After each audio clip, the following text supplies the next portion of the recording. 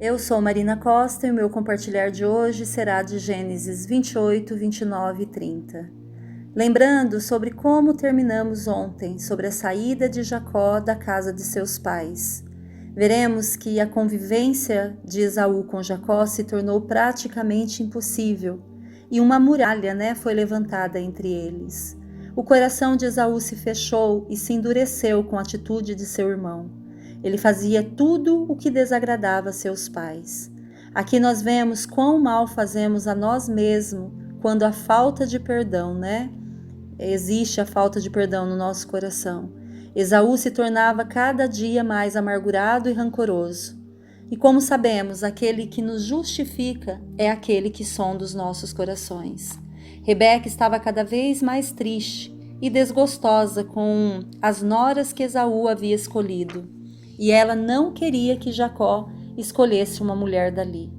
Então, no capítulo 28, veremos que Isaque chama Jacó e lhe deu uma ordem: não se case com mulheres cananeia. Vá à casa de seu tio Labão e case-se com uma de suas filhas. E no versículo 3 veremos o quão importante é a bênção de um pai ao seu filho. Ele diz assim: que o Deus Todo-Poderoso o abençoe, faça-o prolífero e multiplique os seus descendentes. E Esaú viu que Jacó obedeceu, se revolta ainda mais, tomando para si outras mulheres estrangeiras. Outra atitude que podemos tirar dessa lição, tirar uma lição daqui, é que o tempo não cura nada. Jacó saiu de casa para que a poeira baixasse, e o que ele fez foi jogar a sujeira para debaixo do tapete, porque o reino das trevas ele é construído sobre mentiras, sobre segredos e escuridão. Nunca conseguiremos resolver os problemas fugindo deles. Bem, em seguida veremos também o primeiro encontro que Jacó teve com Deus e o temor que ele sentiu em seu coração. Jacó saiu de Berseba e foi para Padã-Arã, de onde eram seus pais. Parou em um determinado lugar para passar a noite. Pegou uma pedra para fazer de travesseiro e ali ele teve um sonho. Nesse sonho, ele viu uma escada que ia da terra até os céus, e os anjos do Senhor subiam e desciam por ela. E ao lado dele o Senhor declarou as bênçãos que foram dadas a Abraão, a Abraão e a Isaque, E agora ele estava recebendo as mesmas bênçãos, dizendo que daria a ele e a toda a sua descendência a terra na qual ele estava deitado. Estou com você e cuidarei de você aonde quer que vá, e eu trarei de volta a esta terra. Eis aqui uma promessa do Senhor a ele. Aquele lugar ele colocou o nome de Betel, porque sem dúvida o Senhor está nesse lugar. Mas eu não sabia, ele diz. Essas palavras então de Jacó, mas eu não sabia, me chamou bastante atenção. Quantas vezes temos o Senhor do nosso lado e a sua presença passa despercebido? Tomamos nossas próprias decisões sem nem mesmo parar para saber qual é a vontade de Deus para nós. Quantas vezes nos sentimos sozinhas, porque assim como Jacó, não sabiam que ele estava naquele lugar, e ali naquele momento foi a primeira vez que Jacó teve temor em seu coração por sentir a presença de Deus. Sendo assim, ele fez um voto com Deus naquele lugar. Ele declarou que se o Senhor cuidasse dele, Deus seria o seu Deus. Por isso que volto a dizer que precisamos ter nossas experiências com Deus. Não podemos nos assegurar nas experiências que os nossos pais tiveram. Aqui Jacó sentiu a presença de Deus pela primeira vez. E no capítulo 29, vemos Jacó partindo para o Oriente. E mais uma vez nos deparamos aqui com um capítulo romântico. Jacó terá um encontro com a sua futura esposa. Ele chegou a um poço onde os rebanhos de ovelhas aguardavam para beber água daquele poço. Enquanto ele aguardava, Raquel então se aproxima com as ovelhas de seu pai. Raquel era a filha mais nova de Labão. E ele, removendo então as pedras do poço, deu de beber às ovelhas e assim Jacó se apresentou, a beijou e chorou. Aqui podemos ver que Jacó tinha sentimentos nobres e sinceros. Ele foi apresentado ao seu tio Labão e ele ali se estabeleceu então na casa do seu tio.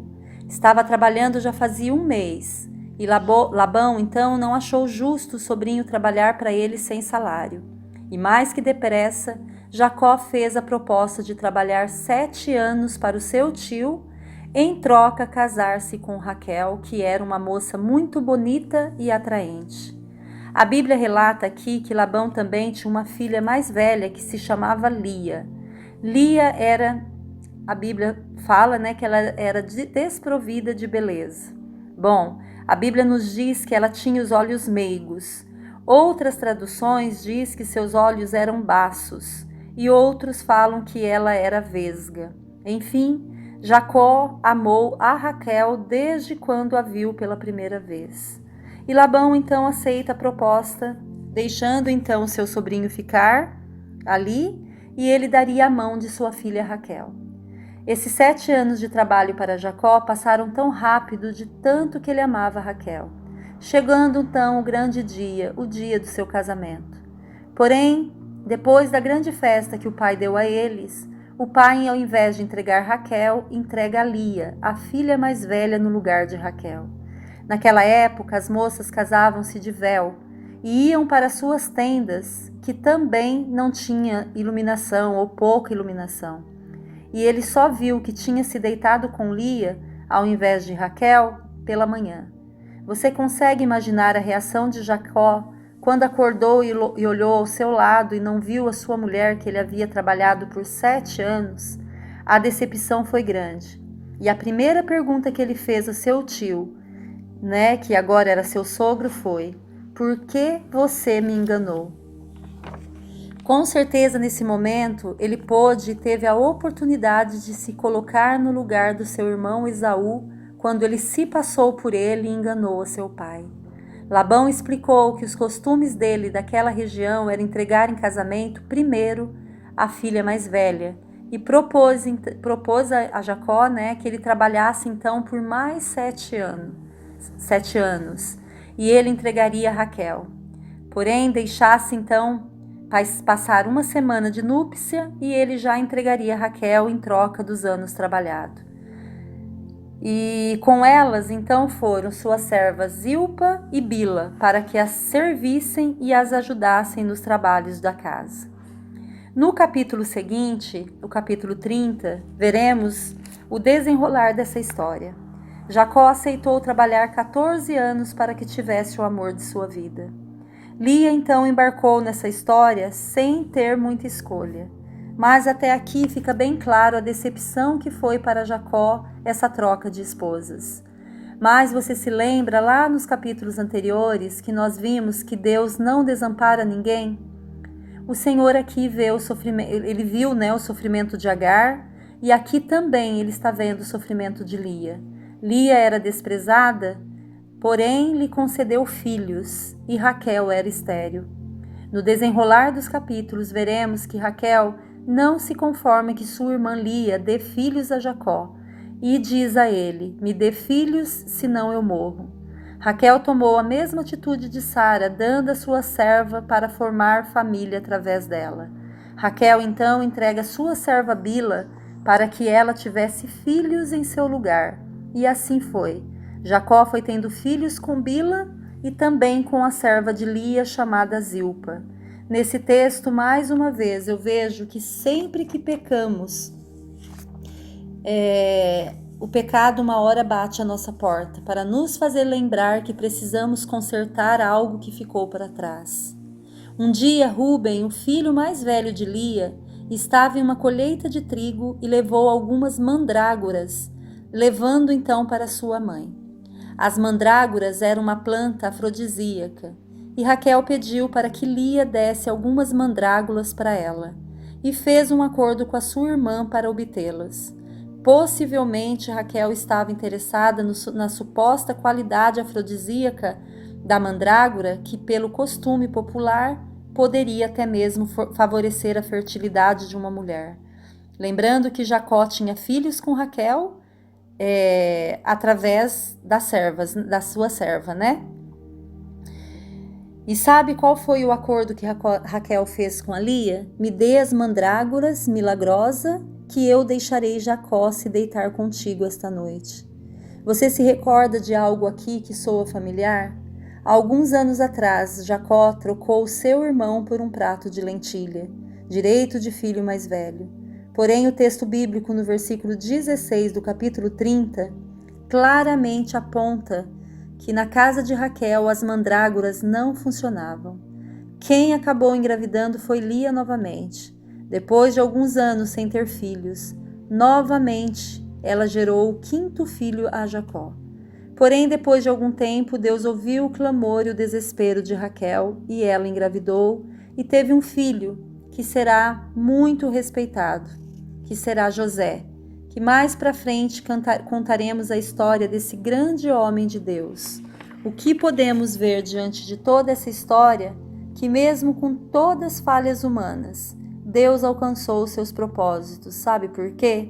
No capítulo anterior, a Bíblia relata que Lia se tornou mãe de Levi e de Judá, que formaram tribos de sacerdotes, reis de Israel, e foram também os ancestrais de Cristo. E o capítulo 30 finaliza dizendo que Jacó ficou extremamente rico, tornando para eles grandes rebanhos, servos e servas, camelos e jumentos. Jacó pede para que Labão deixasse ele partir de volta para a casa de seu pai.